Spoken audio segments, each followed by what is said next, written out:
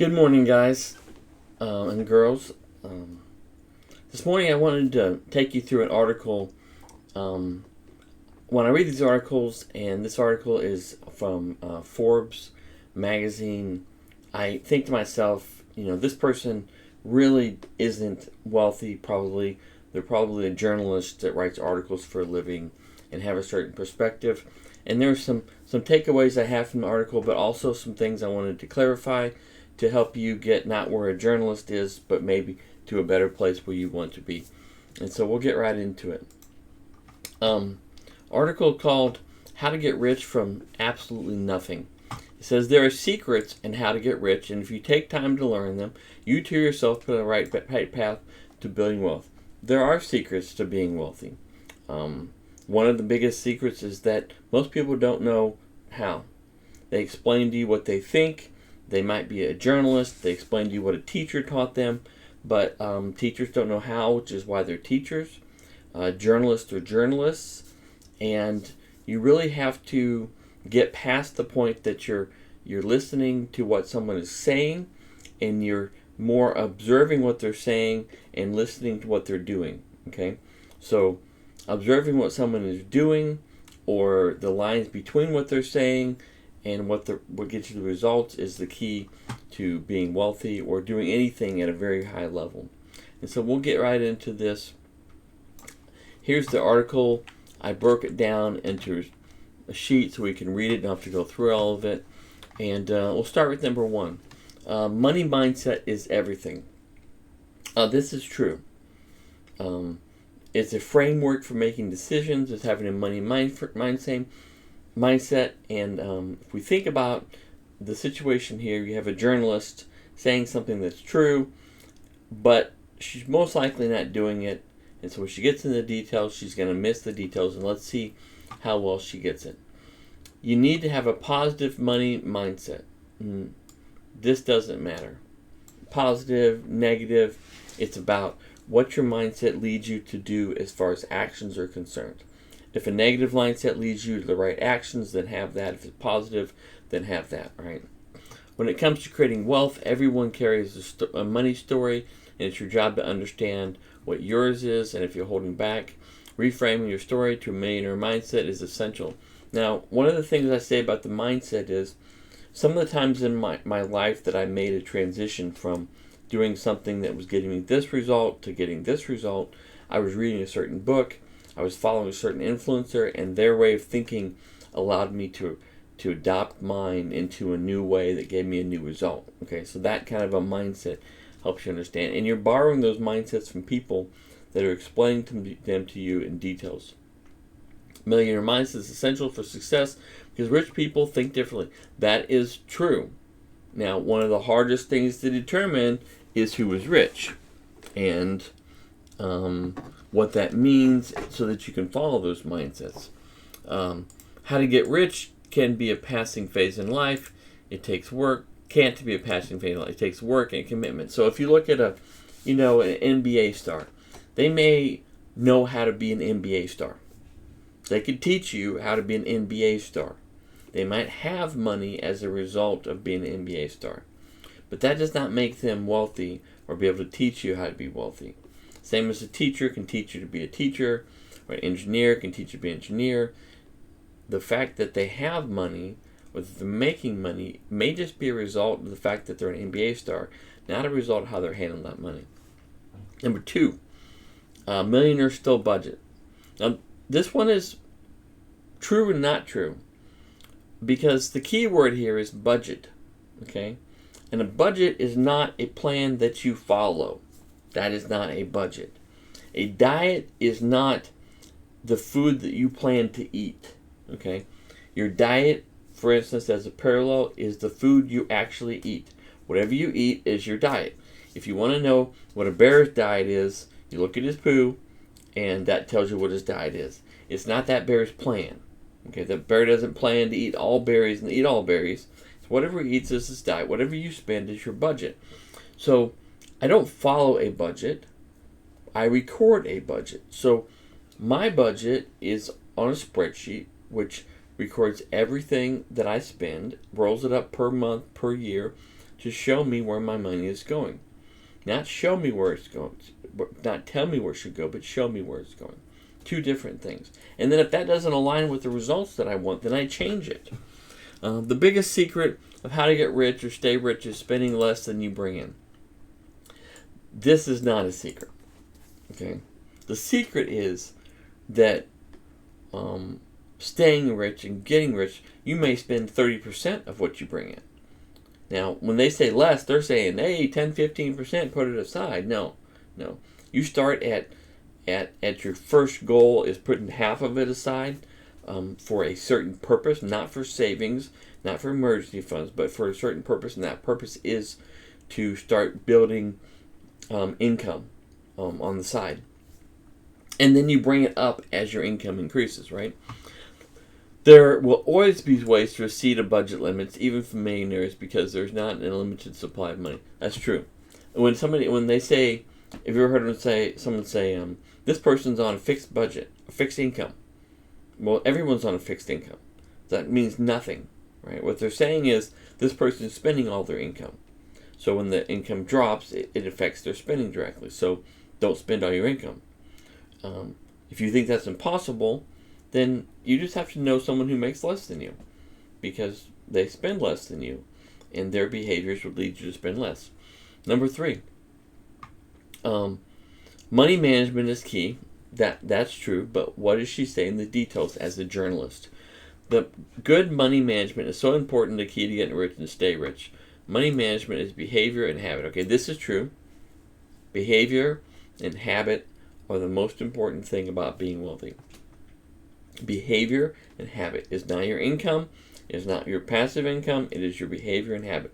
And the way I understand this myself is if you take someone like Warren Buffett, who's very wealthy, and you put him back to zero, he will become wealthy.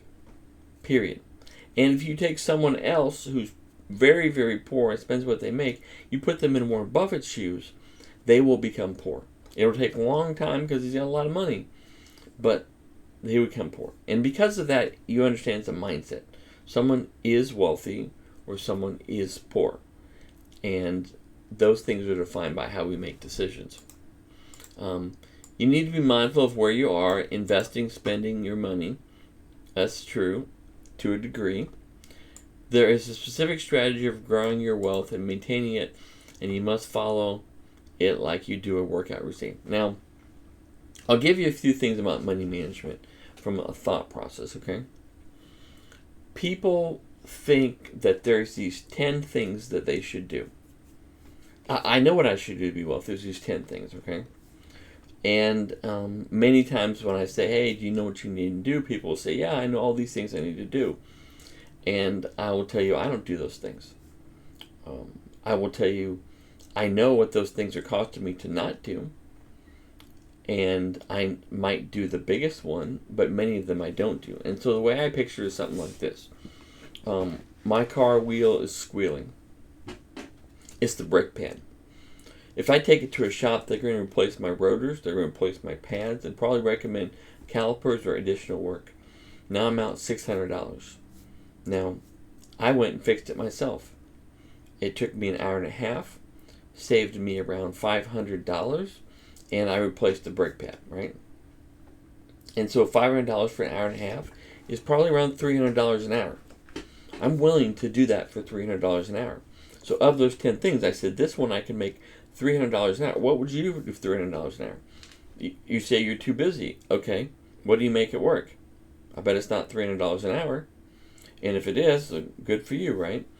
So you might be choosing to outsource that work for $300 an hour when you should be doing it yourself and saving that money.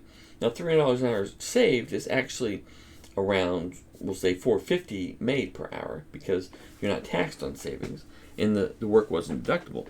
So what would you do for $450 an hour? Would you change your brake pads? I did. At the same time, I've never done my oil. What does it cost to do my oil? Well, it's like $30-something to have my oil done. And it maybe takes the guy half an hour, and it would take me an hour to do it. And so after expenses, it's like $20 an hour. Right? I'm okay with paying him $20 an hour.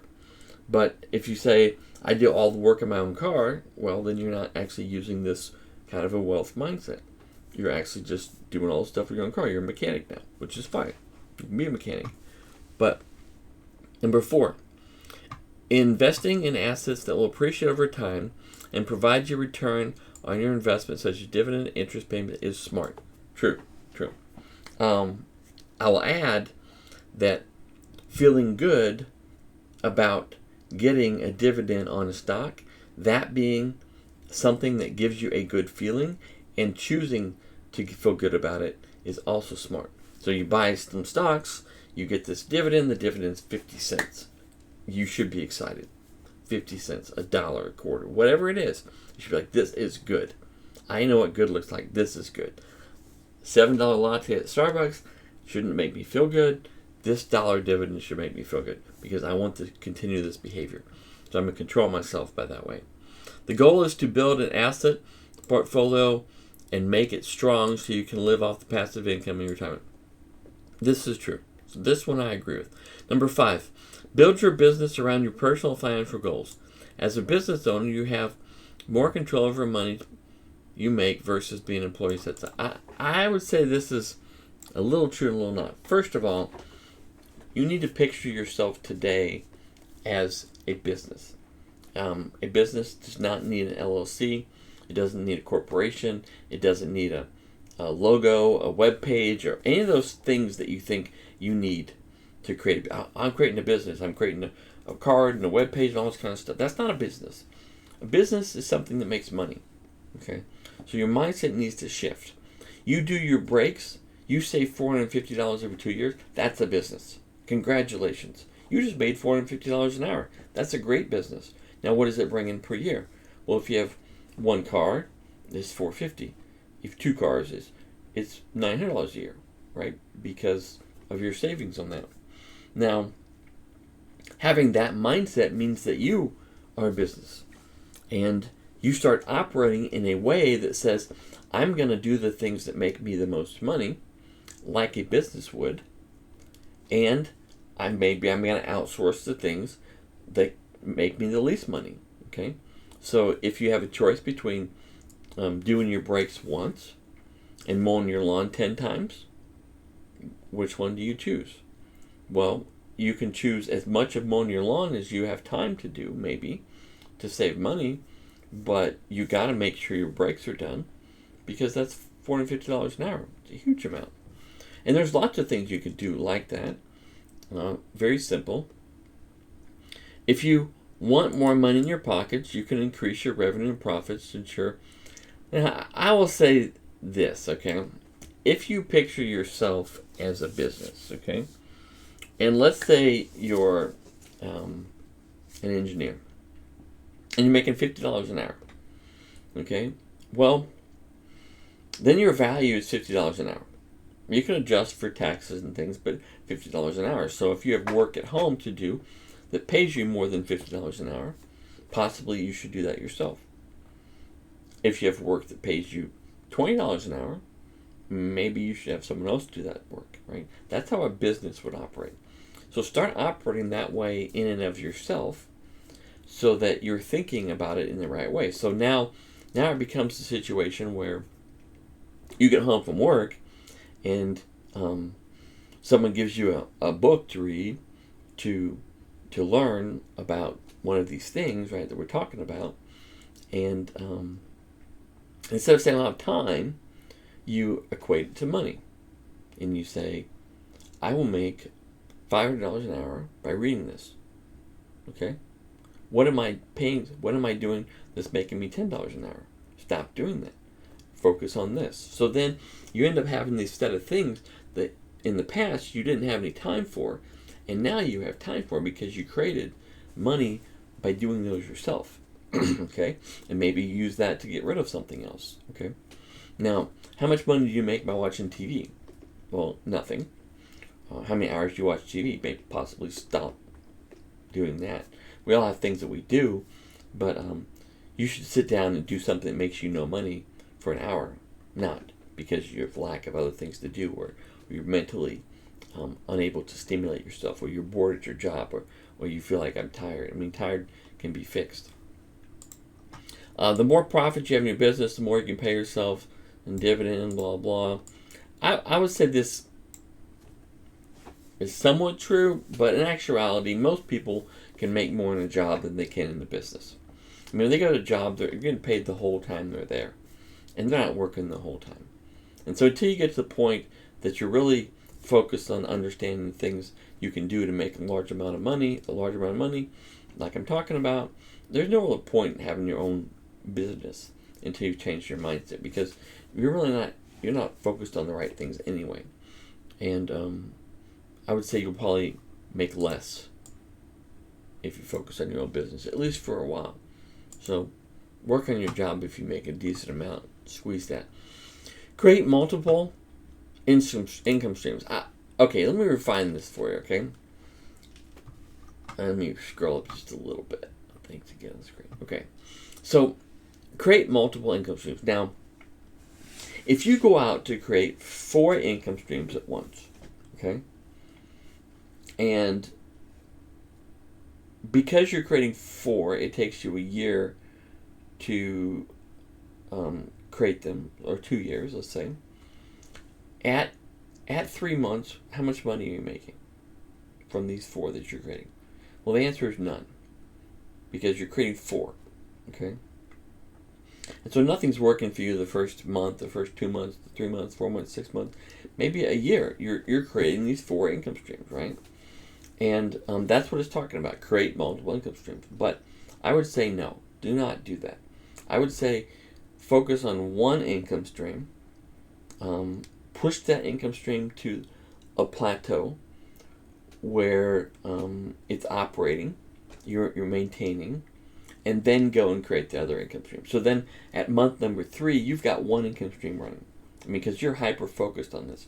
So month number 3, you have one income stream, and that income stream then can operate for the next year as you create the second income stream. And so that's how you do it. Push that income stream to a plateau. You're working on creating one income stream at once. Now you might be, I'm going to say, piddling or, messing around in your TV time with other things just to learn a bit and see what you might want to create an income stream for, but only create one at a time. Push it to the plateau and then move and create the second one. Don't check out. This is my most important tip. Hiring financial advisors, accountants, don't do this. Okay, so you can hire financial advisors and accountants, but don't be confused, okay? If you go to a financial advisor and you ask them the question, why are you working? And they say, truthfully, because I need money, they are not wealthy. If they're not wealthy, they cannot teach you to be wealthy. Okay, that's the bottom line. An accountant can teach you how to be an accountant. They can help you with taxes. They cannot make you wealthy. Okay, that is something you're going to have to learn. Now, if you need help with your taxes, best you learn about taxes and consult advisors. You need help with your spending, best you consult a spending coach and get help with your spending. But if you want to be wealthy, you need to get help with people that are wealthy, because it's a whole lot different than being an accountant. Accountants are working because they're in the same situation their clients are. They're making money, they're spending most of it, they're putting 10-15% aside, and they're hoping for retirement at age 62 and a half, right? Nobody will care about your money as much as you do. So financial, take the time to invest and educate yourself. Now this is important, okay? And my perspective on education is kind of like this. You took a class in college, the class cost you $600 or $1,000. What did you learn? Well, you learned some stuff, okay? Did you learn any more than you would from a book? Well, didn't you have a book in the class and you had a teacher in the class? That was the thing. So you did the class because you wanted a piece of paper, you wanted a credit.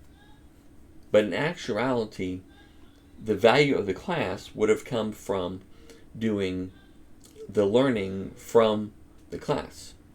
And so if that's the case, and you want to learn something, you could buy a book to learn things, and the book may cost $15 or $20.